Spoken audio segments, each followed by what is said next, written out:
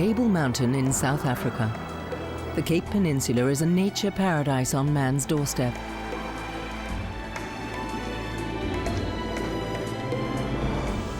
The massive, flat-topped mountain is home to a mere 500 baboons. Surrounded by towns and roads, these monkeys are increasingly coming into conflict with their human neighbors.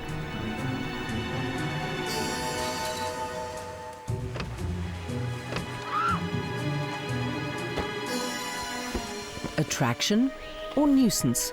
This is the story of the Smits Gang, one of the most notorious baboon troops in South Africa.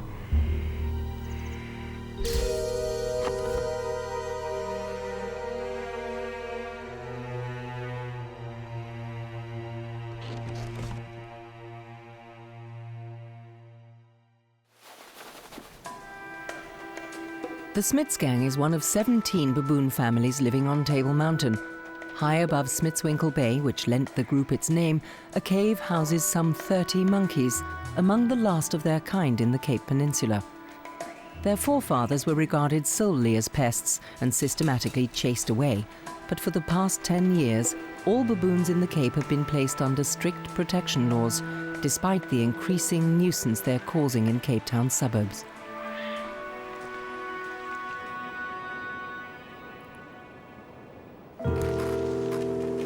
Just below the baboon's cave, Mark Duffle starts his day. For the past 6 years, the former engineer and his wife have lived in a canvas and wood shelter near the Smits Gang's cave.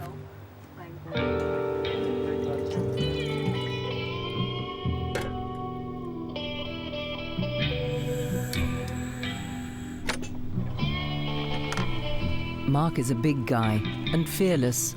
Even the alpha male baboons respect him. He's been observing the animals' habits, and his resulting knowledge and abilities are becoming ever more useful.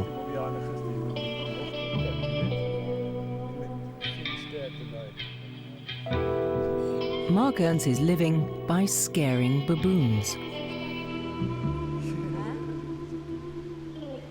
I'm not saying I'm like a baboon whisperer, but I mean, I just talk to them and that, and when they look back at me or their signs that they give back to me, I can interpret it. I might be totally wrong, but I mean, I work fairly well with the baboons, so yeah.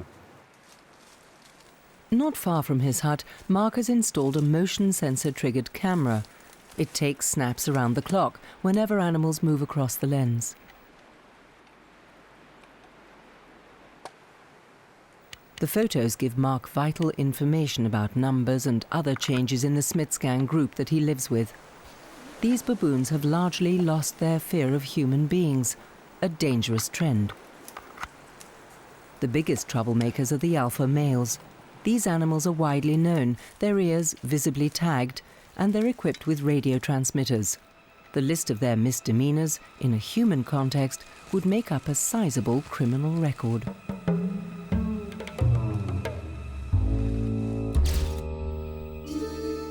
This is Jimmy, a burglar and a loner.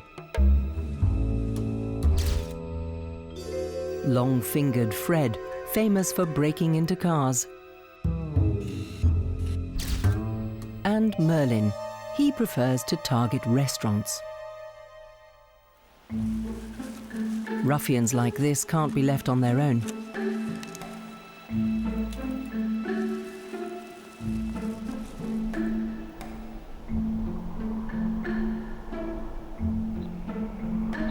Esme Beamish is a researcher at the University of Cape Town.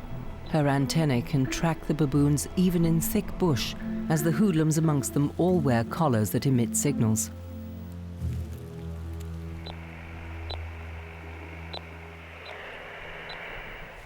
The baboon family's territory covers several square kilometers, and they're not easy to find. Fred, Merlin and Jimmy also strike out on their own and can wind up far from the group.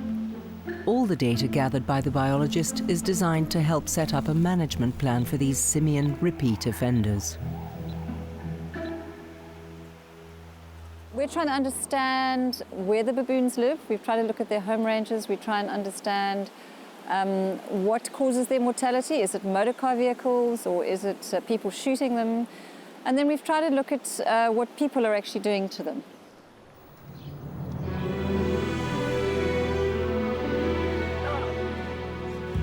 The Smits gang lives in an extended family. As usual for baboons, the males and females live together with their offspring in their shelter.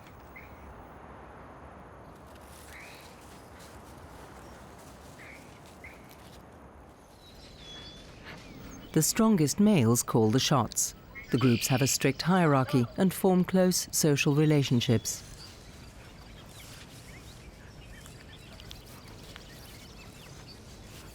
They're Chacma baboons, the largest of the species. Standing upright, they can reach just under 1.5 meters and weigh up to 30 kilograms. A typical feature is their long, shaggy coat. And the males have snouts similar to a dog's. Civilization is literally getting into the baboon's hair. There are around 3 million people living around the Cape Peninsula mountain massif.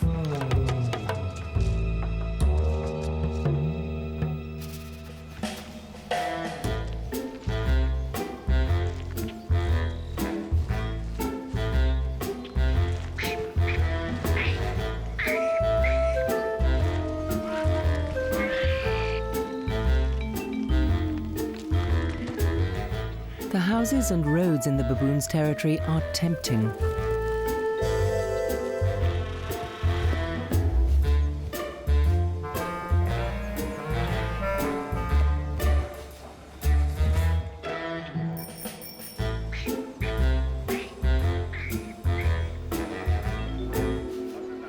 As the baboons are so strictly protected, they have almost nothing to fear from human beings.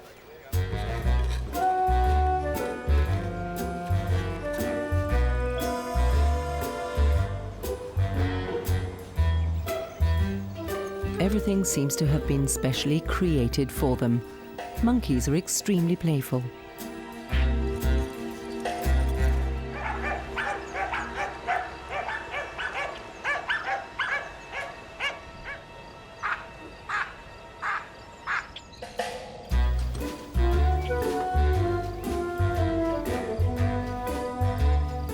Curiosity and trial and error pay off, and their forays are generally full of pleasant surprises.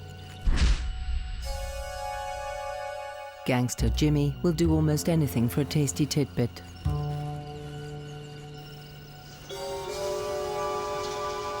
The greedy thief gets up close to humans. Too close, according to some.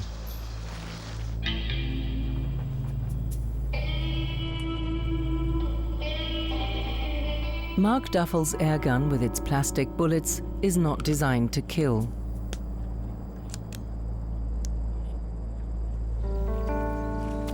To put these pests in their place, tactics are needed that the monkeys will understand. Punishment.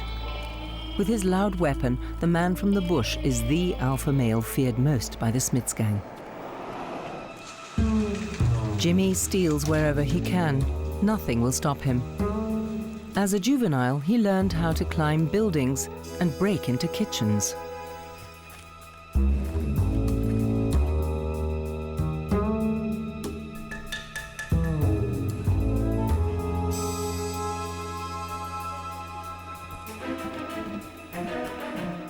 His cronies copied him, and to this day they regularly organize raiding parties on blocks of flats.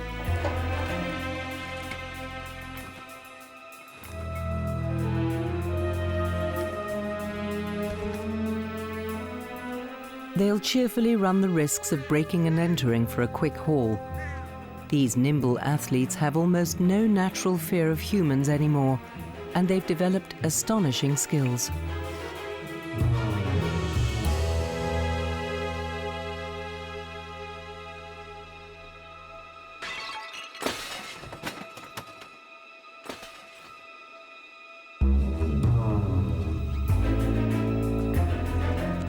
The sheer-faced climbers rise to the challenge. After all, there's always a reward at the end.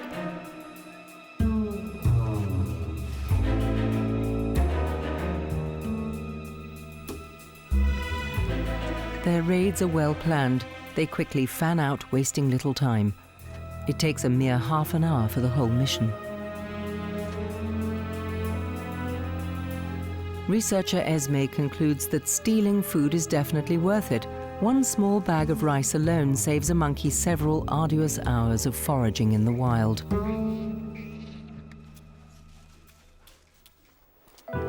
With his weapon hidden in a bag, Mark Duffle reaches his destination, a restaurant located between the coast and the mountains in the middle of the Smits Gang's territory, a favorite tourist rendezvous. Mark checks the precincts. He knows that the food will lure one individual with particularly sharp instincts.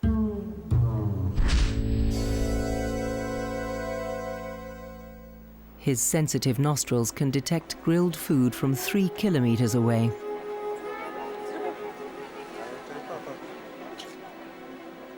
Mark is on the alert.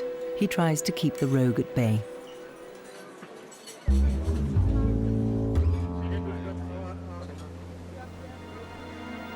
Around midday, Merlin catches sight of the laden tables. No one knows when and where he will strike. The baboons have a different tactic every day. Baboons are extremely clever animals in that. Every day is a new day for a baboon, and every day is a new something else in that, and they will work it out until they get it right. Behind the restaurant, a situation is brewing. The manager is nervous, and for good reason. Merlin is already on the premises.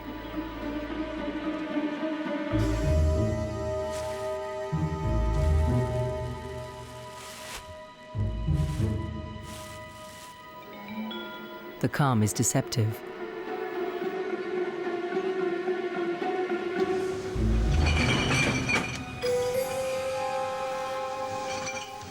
The monkey is interested in the easy-to-reach leftovers. No one disturbs him.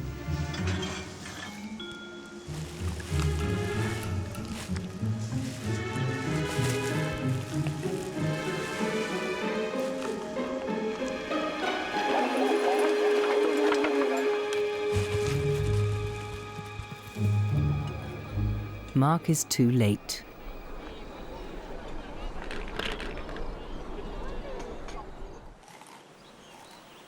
Merlin has found a place near the restaurant to stash his booty. The little ones learn fast. The boss eats first. Deftly, the big male scoops out the best part of the butternut squash.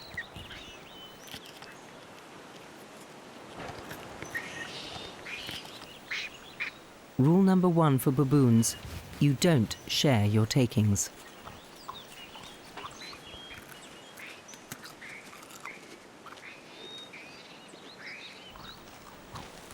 The rest of the gang only gets a chance when the chief has had enough.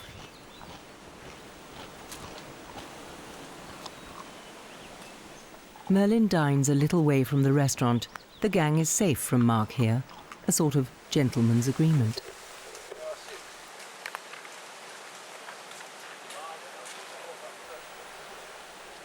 Now it's Merlin's favourite female's turn. The mother with the baby eats the rest of the spoils. But she finds the curious onlookers much too pushy.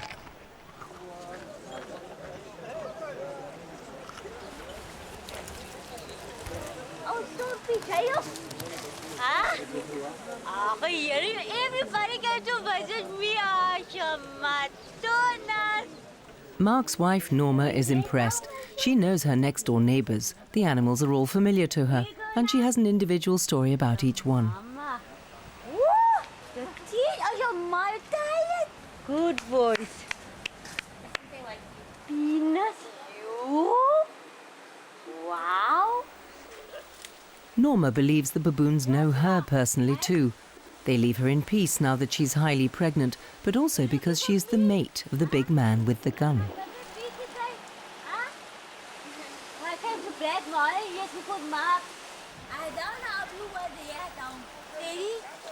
Even Fred the car burglar respects her. Ready?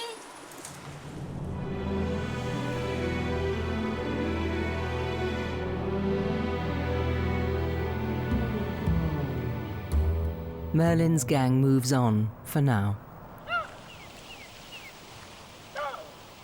The mountain vegetation here is richly varied. Fynbos is only found in South Africa. It's a unique mix of heather and herbaceous bush. The baboons play an important role here. On their long treks, they carry plant and flower seeds in their fur, distributing them widely. The little heaps they leave behind when they dig are vital for the local habitat. Seeds blown by the wind collect and germinate here, giving rise to new plants. The baboons live off over 100 species of grasses and leaves, but also eat beetles and worms. They're typical omnivores. Baboons are not the only attractions around Table Mountain, of course.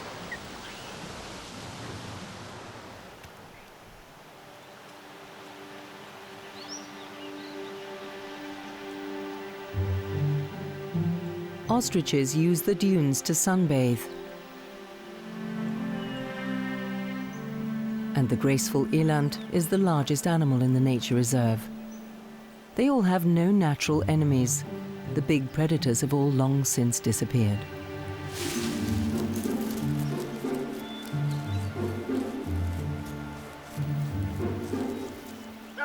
Baboons have benefited from the protection of this habitat as much as all the other animal species. Their numbers are gradually increasing in this new national park.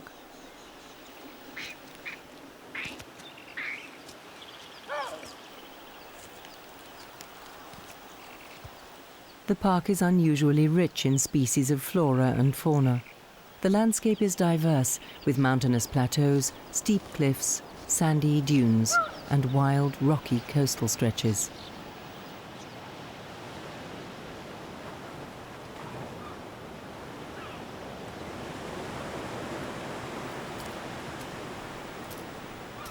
Despite hundreds of thousands of visitors a year, the 60-kilometre-long Cape Peninsula has retained its romantic beauty. Bontebok and cormorants live as they always have, undisturbed.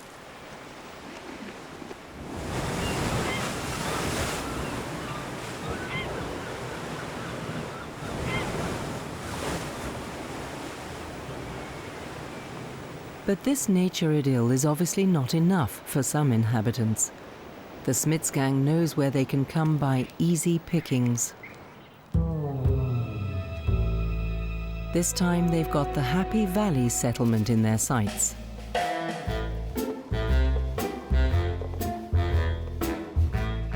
And they're eagerly awaited. They're here. There they are. They're up here. Come, they're here. For the homeless who live in the shelter, their wild neighbours are a welcome diversion. They're pampered and petted.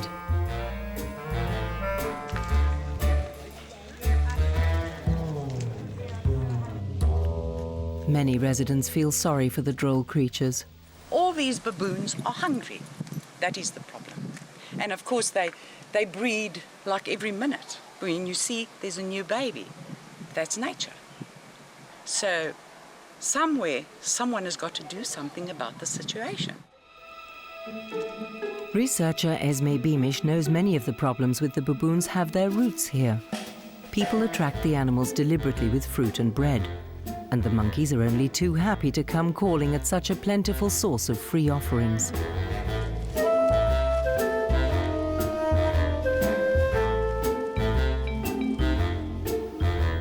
The little ones learn from their parents. Where you find people, you'll get something for nothing. Fast, tasty, and easy. This makes them lose their inborn fear of humans very early on. Please don't feed the baboons. It's illegal. We can actually fine you for that. And they don't need any food. These animals actually look really well fed. They're quite But there's nothing up in the mountains. There's plenty of food for them. There's plenty of food. When humans share their food with monkeys, they lose esteem in the monkeys' eyes. If you give away food willingly, you must be at the bottom of the hierarchical ranking.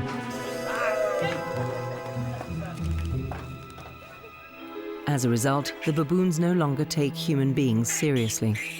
They become dangerous, you know, and unfortunately those animals will get shot. And I think people need to know that. They think they're doing the baboon a favor feeding it, but actually you're really signing their death warrant. They will get shot in time.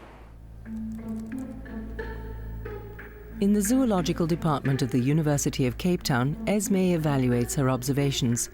She counts the victims of car accidents, illegal shootings, and poisonings. Dogs also injure and kill baboons. Some of them have also lost limbs as a result of electric shocks from uninsulated masts.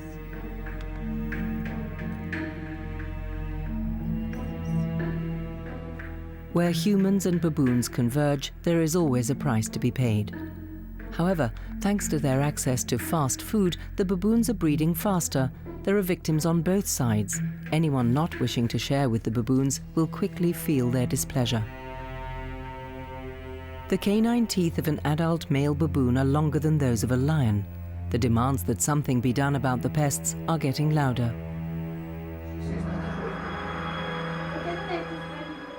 One casualty of the Smits gang is Huey Hutchinson. In the past few years, the monkeys of Smitswinkle Bay have become increasingly cheeky, especially bad boy Jimmy. He has repeatedly caused havoc in the remotely situated bungalow. I'm quite happy with them up the mountain, catching scorpions and lizards and eating at the fynbos. I'm quite happy with that. But not in my house, thank you. I mean, they walk in and they demand bacon, and could they have it crispy, please? No, that's out. The houses along the coast are often not very secure. Huey leaves his doors and windows open too, an invitation for a hungry, spoiled baboon.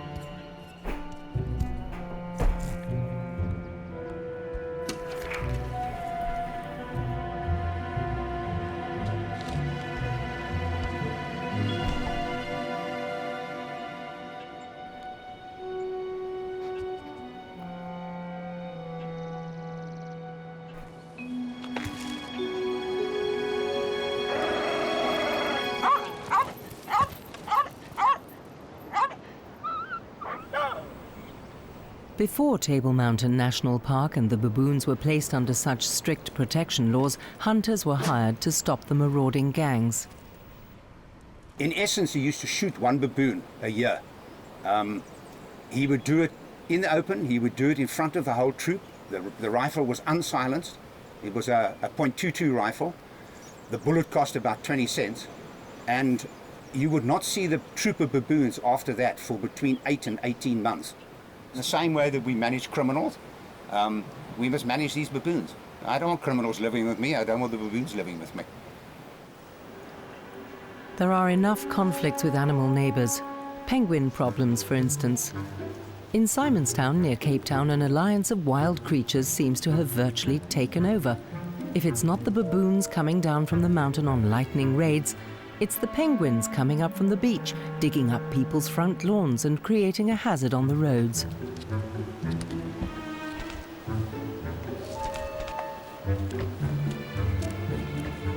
The squatters waddle down to the shore for a swim, closely observed by the Dussies.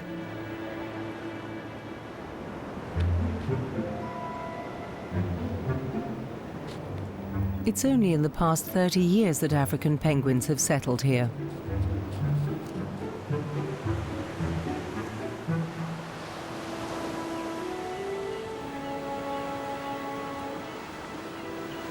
Around 4,000 of these comic-looking birds inhabit the beaches in this suburb. It's their refuge and nesting place, and they defend it vigorously.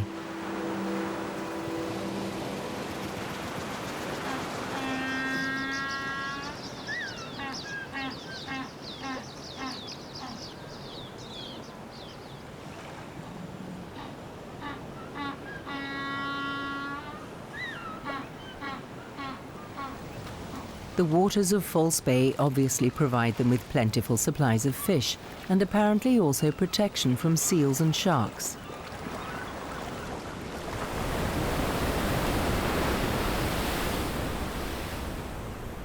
Only these lithe swimmers can negotiate the rocks in the stormy waves.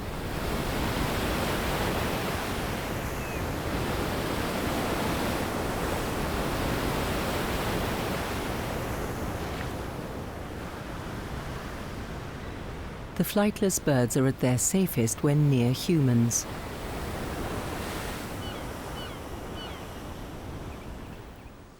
But only the baboons have their own wardens. The town council has recruited 60 men from a local squatter camp to work as so-called monitors for 8 different baboon groups. Their job is to keep humans and baboons apart. Their intervening action keeps conflicts to a minimum.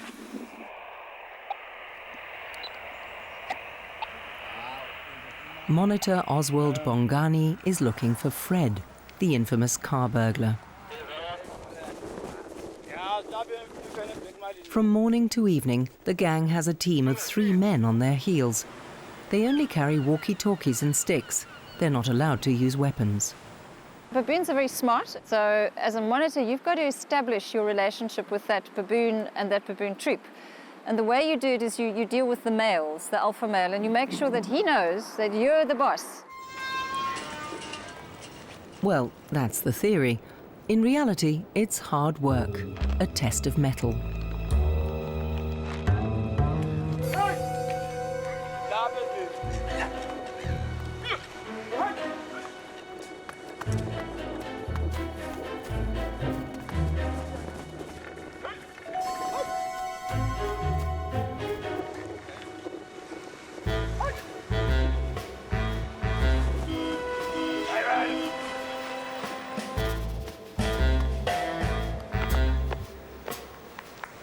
This time it worked.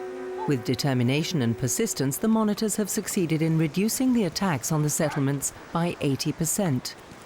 Since then, the Smits gang has been on the road more and is now approaching the restaurant where Mark has taken up his post with his airgun. Yeah, I know, but I can't leave the floor here, okay? The baboon monitors coordinate their actions. Mark senses there's something up. He secures the rear side of the kitchen. At lunchtime, the aromas from the cooking pots are especially enticing, and the heat forces the staff to open the windows. Where is the restaurant's weak spot, and how to avoid Mark? He can't be everywhere, and the robber finds his way in. It's the burgling expert, Jimmy.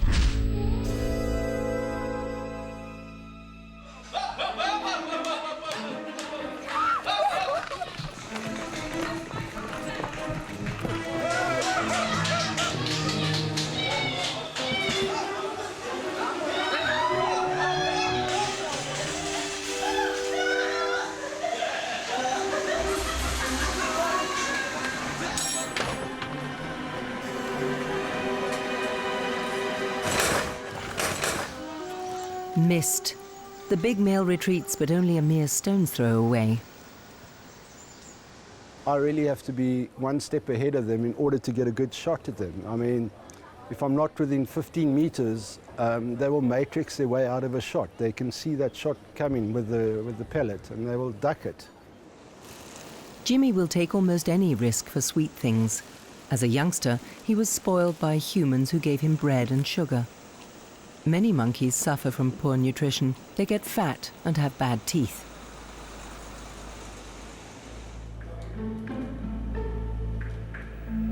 Accident or poisoning victims, or animals that have been put to sleep, land up here in the laboratory. This young male was run over by a car.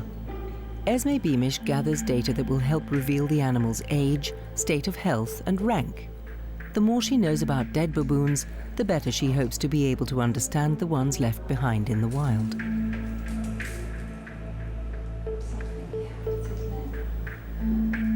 Their hair contains genetic material.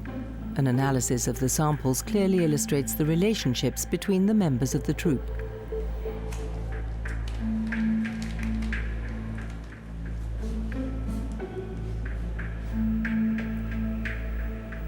The corpses are preserved and stored in cold storage for future examination.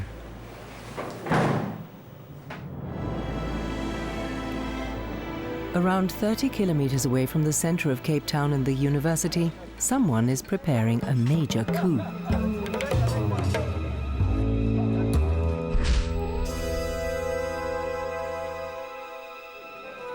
Merlin is hungry, and the baboon monitors have taken up their positions at the restaurant.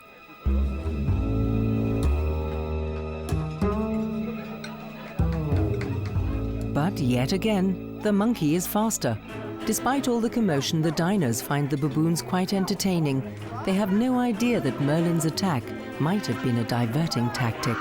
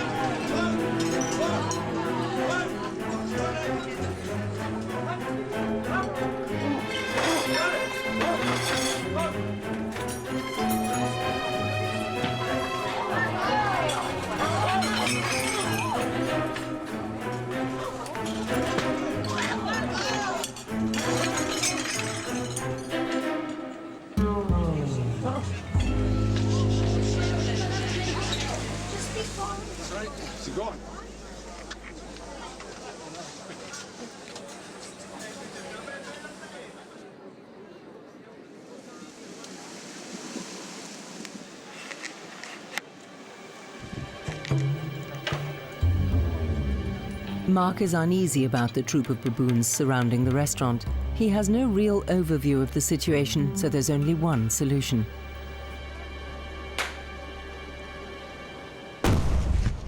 Shots fired in the air seem to have an effect.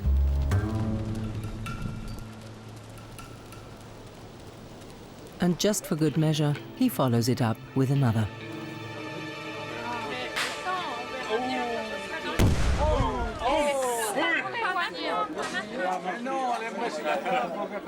The gunman explains what's going on.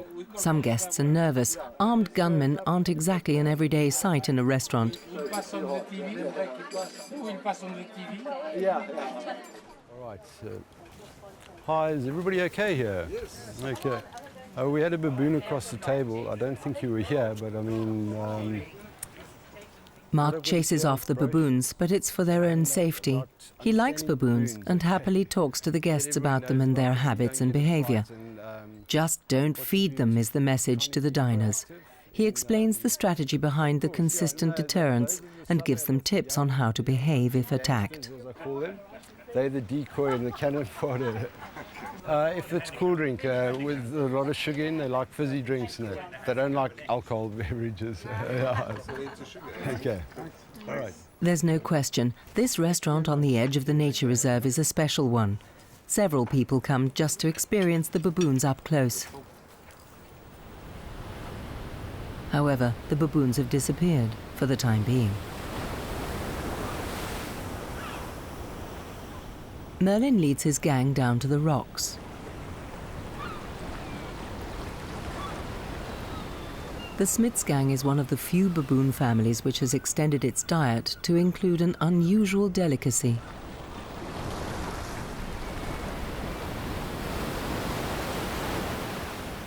At the seashore, there's a delicious, protein-rich food to be found that they can't get up the mountain.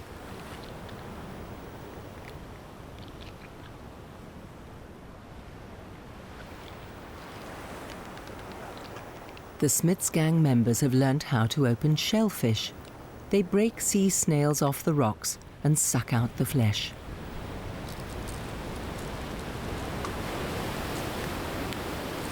They go for mussels too. Using their strong fingers, they prise the shellfish off their firm anchorage and bite them open with their teeth.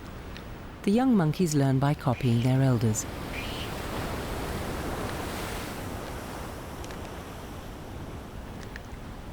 Merlin is obviously not averse to eating something that's not served up on a plate.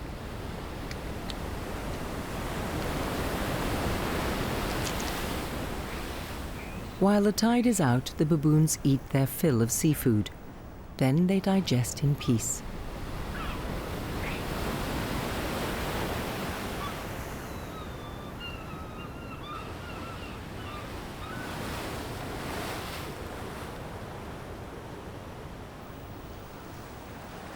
After about an hour, they move on.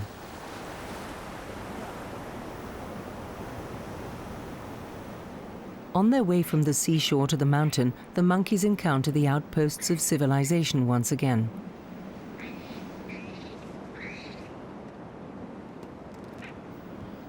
While the young monkeys play, the older ones have a different game up their sleeve.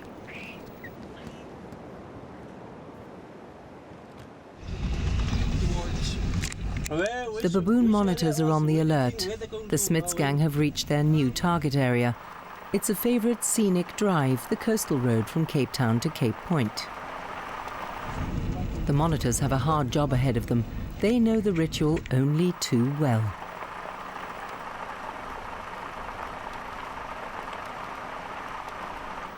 The baboons have their tactics down to a T.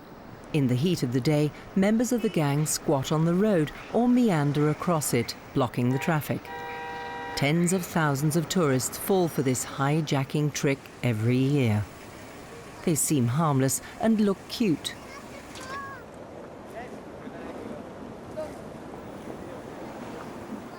Most people don't stay on the bus. They get out of their vehicle to get close-up snapshots.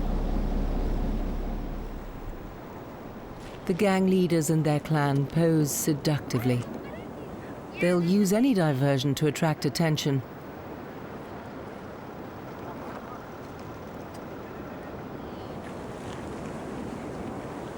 Don't get too close. So cute.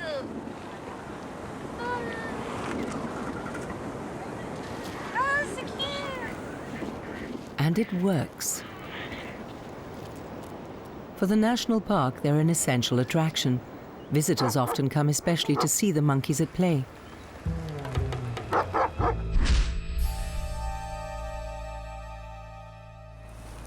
Fred strikes. Using the distraction, he approaches the abandoned vehicles and goes looking for food.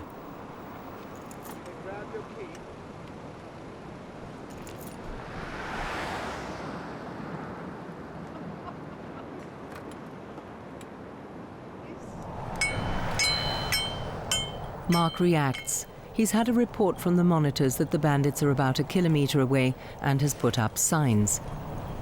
True to its nickname, the Cape of Storms makes his efforts look a bit like tilting at windmills.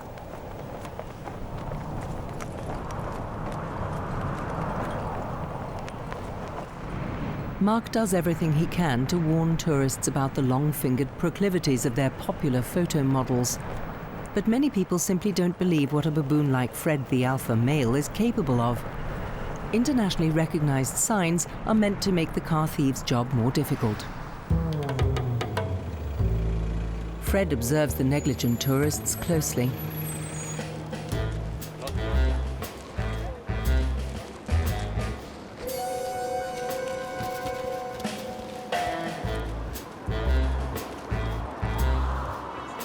Close the doors.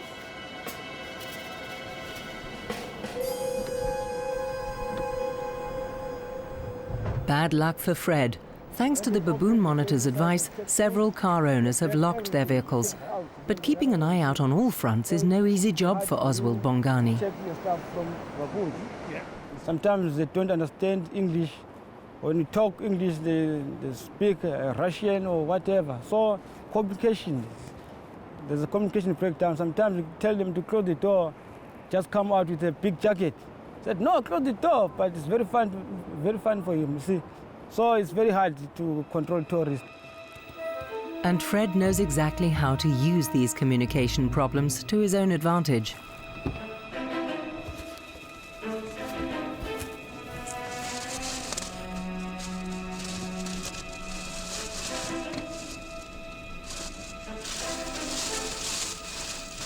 Once the thief is inside the car, there's little the monitors can do to get rid of him.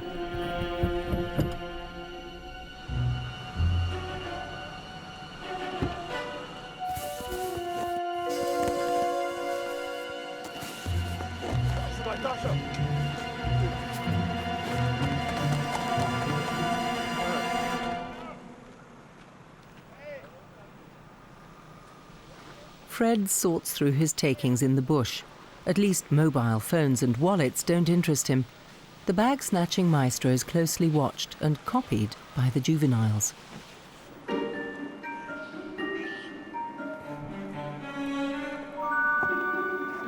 Once a troop has learned something, it's passed on and refined. It's only a matter of time until the younger monkeys will be able to open doors. They're looking for bags that they can ransack, and for the gap they can use to get into the car.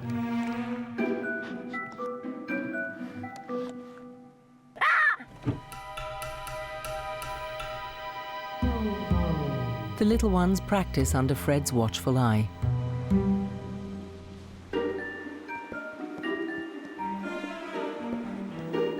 The fact that they haven't quite got it yet gives the researchers hope.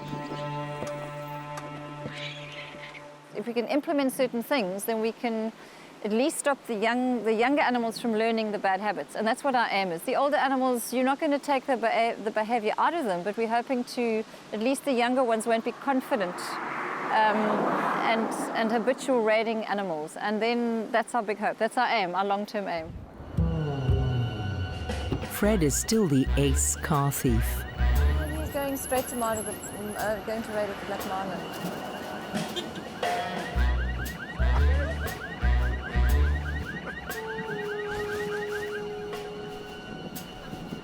Oh, God.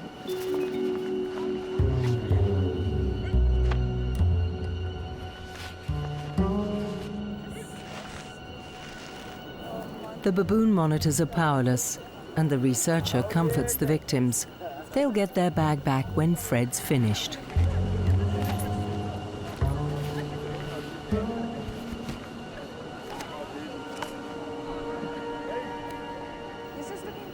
Meanwhile, the advice is, don't interfere. It could be dangerous. Fred is irritated. There's not much edible here. And even though he seems to have lost interest, it's his prize and his alone. And he proves it. Just leave it, just leave it. Drop it, drop it, drop it. Jesus, you see? That could have ended badly. In those situations, those baboons associate people with food, they associate motor cars with food, they associate people's handbags with food. And if you try and take that food away from them, they're going to challenge you for it. Now, those baboons are very difficult for the monitors just to deal with unless they've got any other means of chasing them away. The young baboons have no fear either, and the monitors wish they had tasers to protect themselves and to help chase the baboons back into the mountains for good.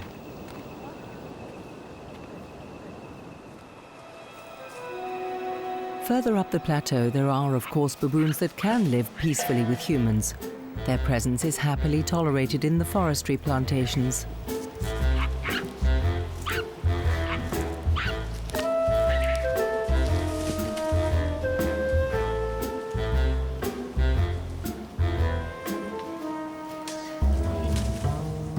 And even though they also come close to settlements, they have not lost their respect for humans. Esme hopes that it will stay that way.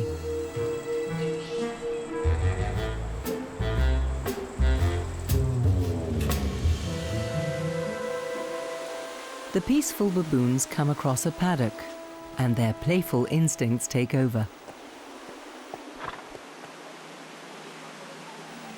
But the four-legged and two-legged creatures have no problems with each other. They happily coexist if no one feeds the monkeys.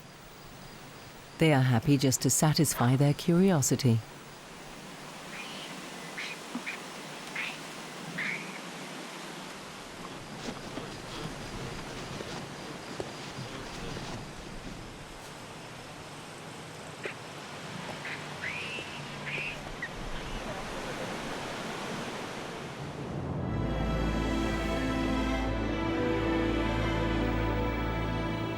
Elsewhere on the mountain range, the nature idyll is deceptive. This protea is not only a target for sunbirds.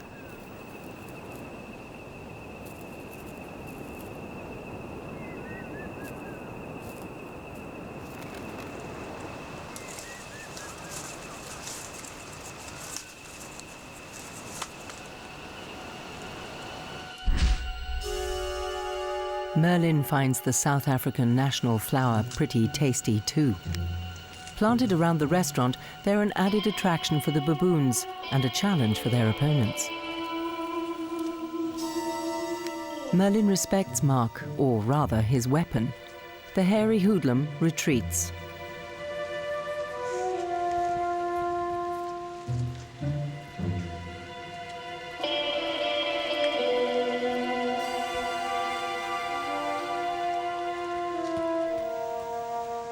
Mark knows he has to make the entire restaurant baboon-proof, or it's going to be a long, drawn-out combat.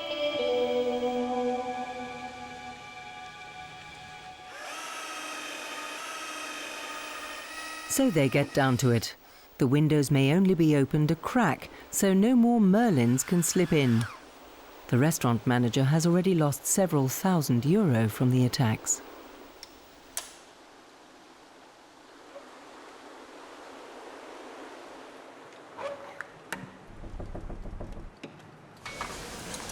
Mark has a simple but effective solution for the kitchen too. It's not going to be so easy for Merlin here either. The restaurant is starting to look a bit like a fortress.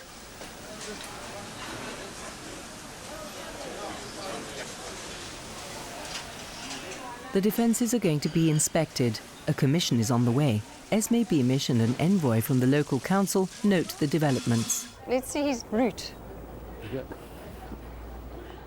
Mark explains the new door handle, which is supposed to make it more difficult for the bandits to get so in. He struggles with the... Like this. Turn the handle and pull, okay? Yeah, so he You does can see he's leaning against it so it doesn't open. But if it opened inwards, it the would door, open. yeah, then it would open easily. You see his weight would just push it open Okay, and yeah. he got it right. Look, you can see his fingerprints on the You window. see his fingerprints on the window. That's Jimmy Pruill. And so what is he getting there? Is that fish or chips or starch or protein or anything hot? He takes the chips, he takes I don't know what he actually grabbed in that. Vegetables, probably. Vegetables, grabs the bread is there as well. bread, yeah. Yeah, grabs a loaf of bread on the way out. Yeah. Okay, and that's what Merlin and Force were doing. They were sitting here knocking on the door. That is unbelievable. And the door opened. And you didn't ask who I was. But yeah, I took the circlip off the back of the lock You've and dropped it down 90 dropped it down 90 degrees. You have to turn it and pull it, Yeah, that'll which confuse is. him for a bit. It seems like baboons have a lot of problems crossing over. The odd success, perhaps, but the problem remains.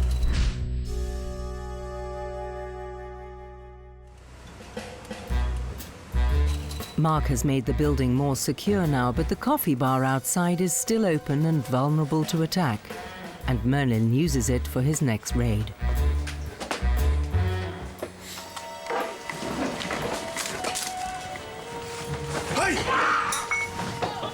A guest defends himself. And a dangerous situation develops.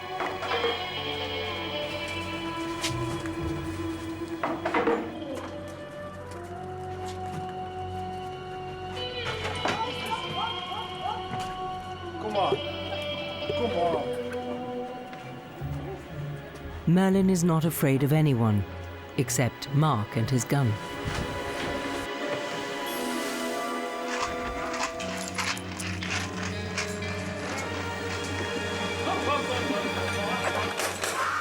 And this time he got Merlin, but still.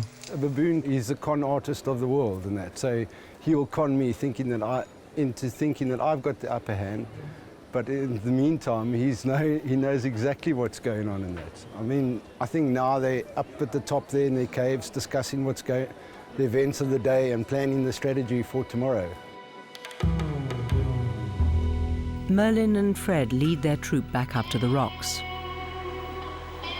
Thanks to Mark, the number of attacks by the baboons has gone down. They've learned that their raids are associated with risks.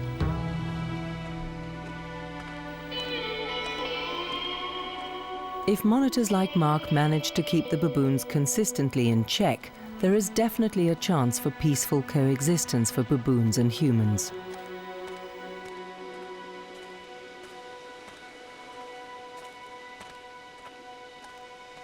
We had a very happy understanding. I mean, I lived there and the baboons lived there. We respected each other's space. This is my territory, that's your territory, that's fine. I don't mind if you walk past my door, and that's fine. But don't come and steal from me, you know, that's my territory. Don't come onto my territory. Likewise, I won't go and harass you when you're just around there. The future of the Smits gang is uncertain.